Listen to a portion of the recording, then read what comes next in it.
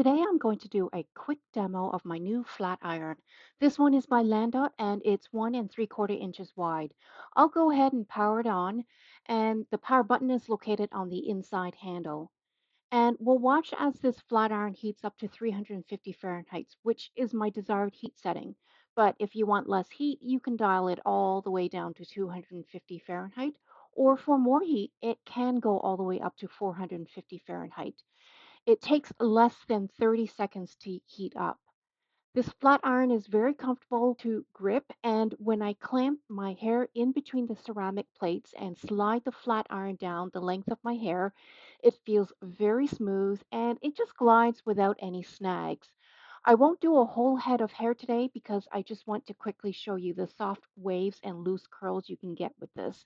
It's very quick, it's easy, and it's the perfect tool to give my hair a bit of volume and bounce.